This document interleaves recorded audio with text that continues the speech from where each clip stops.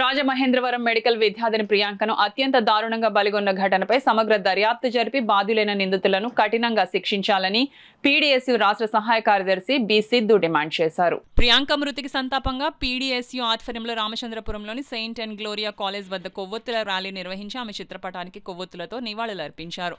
ఈ సందర్భంగా పీడీఎస్యూ రాష్ట్ర సహాయ కార్యదర్శి బి సిద్ధు, అఖిల భారత రైతు కూలీ సంఘం జిల్లా నాయకులు వి భీమశంకరం మాట్లాడుతూ మద్యం మత్తులో వాహనాలు నడిపి అమాయకుల ప్రాణాలను బలిగొనే వారిపై కఠిన చర్యలు తీసుకోకపోవడం వల్లే ఇలాంటి ఘటనలు పునరావృతమవుతున్నాయని వారు విమర్శించారు.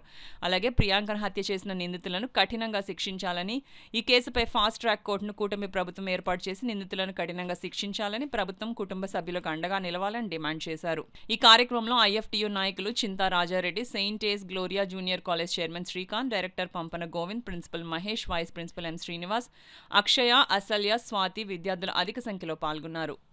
మహిళల మీద, విద్యార్థుల మీద అత్యాచారాలు, మానభంగాలు పెరిగిపోతున్నాయి. ఈ క్రమంలోనే గంజాయి, డ్రగ్స్ వల్ల ఏదైతే విద్యార్థులు చెడు వ్యసనాలు లోనవుతున్నారో, అదే క్రమంలో ఈ మధ్యకాలంలో విచ్చలవిడితనం వల్ల, గంజాయి, డ్రగ్స్ వల్ల మరి సాటి మనుషులను కూడా చూడకుండా అతి దుర్మార్గంగా అత్యాచారం చేస్తున్నారు. పీడీఎస్సీగా ఇది మేము తీవ్రంగా ఖండిస్తున్నాం.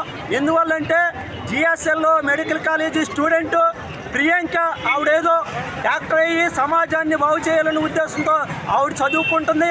ఆ క్రమంలోనే ఏదైతే ప్రసాదాజీస్ ఏదైతే థియేటర్ ఉందో అక్కడ కొంతమంది దుండగలు అంటే దుష్వంత్ కానీ ఆండ్రోస్ కానీ ఇద్దరు కూడా కారు మీద వచ్చి అది చూసినా కానీ వాళ్ళందరూ కూడా బలవంతంగా ఢీకొట్టి 2 సార్లు ఢీకొట్టిగా ఆవిడ మీద ఎక్కించేయడం, అదేవిధంగా కొన ఊపిరితో ఉండగా ఆవిడని కూడా హాస్పిటల్లో మరి తీసుకెళ్ళగా తర్వాత మొన్న ఆదివారం 9వ తేదీన అమ్మాయి చనిపోయింది, పోరాడి చనిపోయింది.